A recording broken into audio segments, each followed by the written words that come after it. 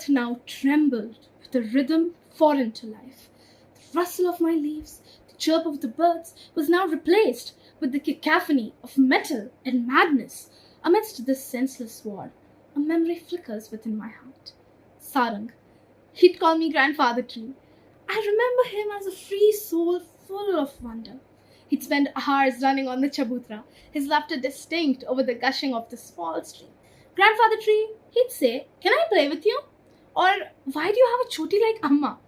He wanted to see the world, every corner of it, and he swore I'd be his travel buddy. He'd run around my trunk, "Catch me if you can, Grandfather Tree." He'd giggle, knowing very well I wouldn't move an inch. He'd climb my old trunk. "Look, Grandfather Tree, I am the king." I'd creak in amusement.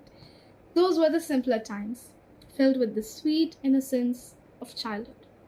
Sarang's spirit, once sparkled with glitter, was now lessened to the mere slashing of swords. Today, Rivi the stream and I watched gruesome bodies, twisted and broken, lying like discarded toys in her once clear water, painting it a grim shade of red. "Rivi, it'll be okay," I promised. Oh God," she gasped, her water spilling out of their boundaries. "I feel so sick, like poison is spreading through me. Sarang, help me." I noticed him too. His youthful vigor drained away, passing by without heed to our pleas. Rivi's desperate cries seemed lost in the air, unheard by him.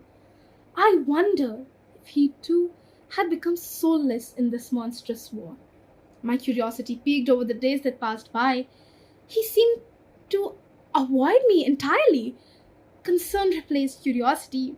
Autumn had begun, but my attention remained rapt to the world beyond. One evening, as dawn painted the sky in hues of gold, I saw him pass by. "Manna," I called out. The small bird's beady eyes sparkled with curiosity. "Need some help?" she chirped, her wings a blur as she hovered near my youngest branch. "You know Sarang well, don't you? Could you find him? He's been gone for too long and I'm worried." "Why so interested in the boy, old Banyan?" she teased. "Never mind nose, you little—" "Oh, come on!" Manna feigned annoyance. "You know I love a good mystery. All right, I'll see what I can find. But don't sulk if you found a better Banyan." I wanted to counter her comment, but she was off to find the once free, now suppressed boy. A few hours later, Manna flapped towards me. She began, "The battlefield was gruesome. Sarang fought like a demon possessed. 'Die!' a gruff voice roared, flashing a sword towards him. Sarang ducked. 'You'll be the one dying!' And before anything else could happen, the enemy was decapitated. But there were endless waves of them, and oh boy, I bet Sarang wants to kill them all." I was taken aback.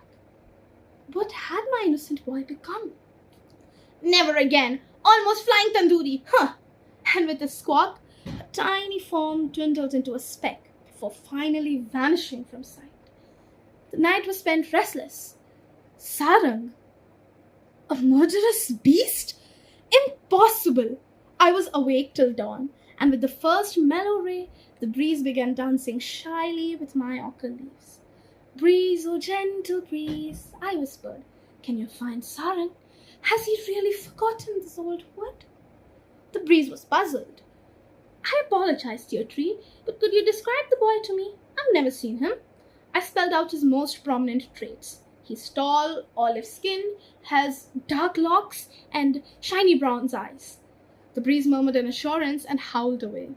Hours later, my branches stirred as she returned, breathless and urgent. "He was there," it whispered, "but trouble. A man was lashing out at him." I felt uneasy. Why would anyone ever insult him? The breeze described a tense scene. "You disobeyed orders. We don't show sympathy," the man barked. Sarang's voice, roughened by fatigue, rang out. "He was a kid. No child deserves to die, not even theirs." He shoved the larger man with force. The other soldiers wore smirks, enjoying the bust-up. "How dare you? He's an enemy!" the burly man boomed. "He didn't choose this!" Sarang spoke back with defiance. "And then, what else did Sarang say?" I questioned. The priest whispered in shame. "I'm sorry. I had other places to go and I didn't listen." She briskly danced away, and I found myself mulling over the incident until evening. I knew Sarang had grown distant. I should have been furious over him slashing heads off, but pride tempered my anger. He saved the kid's life, defying orders. My boy, I was so proud of him. The chitter-chat of the squirrel interrupted my thoughts. Sarang's coming, she squeaked, her tiny claws leaving ticklish marks on my bark. My branches rustled in a frenzy. It had been moons since I saw him. Finally, footsteps could be heard from a distance, and in no time, I saw Sarang kneeling beside a boy no older than 5. His tiny body was racked with sobs. Sighing, Sarang gently pulled him into a hug. "Don't cry, Veer," Sarang murmured. He looked around and spotted a mango tree. "Watch me." He grinned and jumped up high, retrieving a juicy mango. Yellow, meetha mango. He ruffled Veer's hair. A hesitant smile graced the boy's face. Hand in hand, they settled down. I could feel Sarang pondering. Was he remembering his own childhood? Did he see a reflection of his lost innocence in the boy? Then Sarang tied 2 of my aerial roots together. "Look," he said with a long dormant playfulness. "Grandfather Tree is offering you a swing." Hearing him call me Grandfather Tree made me rustle with joy. Veer was made to sit on the branch, delighted, as Sarang pushed him back and forth, squealing with unadulterated joy. Perhaps, just perhaps, Sarang wasn't lost to the darkness of war entirely. He was more than alive. "Koi hai?" A shrill voice broke my peaceful slumber that quiet afternoon. A girl wearing a baby pink salwar kameez cradled a bloodied Sarang. She rushed to my shade, bathing his bruised face with her damp dupatta, staining it with blood. She also tended to his wounds. What happened? I was hoping for answers, but didn't get any.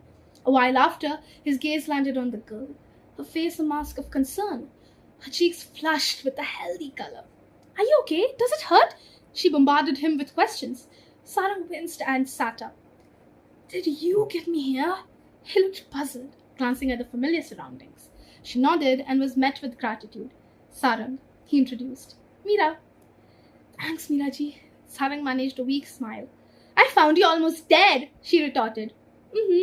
"I think you exaggerate," he teased, a spark of mischief returning to his eyes. Meera's lips curved into a shy smile at his charm. Warmth spread through me. It felt as if the world had paused to catch its breath, allowing love to bloom under my watchful gaze. Veer, and now a friend in Meera. Day after day, Sarang's spirit healed. He'd bring his flute to a melodious Meera. Cows, dogs, squirrels, and birds would gather around and listen. They'd play forgotten childhood games and roast mealies under the stars. Winter arrived, only to strengthen their bond. Sarang, vulnerable and comforting, would find solace in Meera's gentle touch. "Your hands are like magic," he once said, as she tended to a small wound. She blushed. "It's nothing."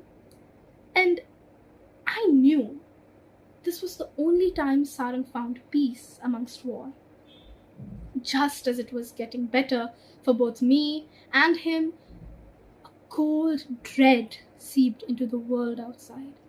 The vibrancy of life was being replaced by the darkness of war. Today, as the winter sun cast long shadows, Sarang and Meera shared a moment of quietude. "I'll be back, Meera," he promised, his voice tinged with determination and sorrow. Her eyes, filled with a silent storm, mirrored my own apprehension. "Promise?" The youngsters shed a warm and long embrace, as if it was their last one. Sarang had left for war. Solitude claimed me, sending me into a nap. Careless indulgence became my worst nightmare. I awoke to a grotesque masterpiece of death. Bodies lay in piles. The air was a suffocating stench of smoke and blood. My oxygen was useless, for it wouldn't help any of these men back to life. Animals fled in panic, their eyes mirroring the horror that gripped my soul. The only thought that crossed my mind: where was Sarang? I saw Meera, her face a hauntingly pale canvas edged with fear. She sprinted frantically, slipping on eyeballs and smashing flesh, leaving bloody imprints on the ground. There were many other women and children wailing over their family. Her white kurta, a stark contrast to the crimson landscape, fluttered in the chilling wind. Then I saw him. Sarang. He was atop a macabre throne of severed heads, defying death. Mira's anguished cry added to the chaos. The ghost of his smile was a haunting farewell.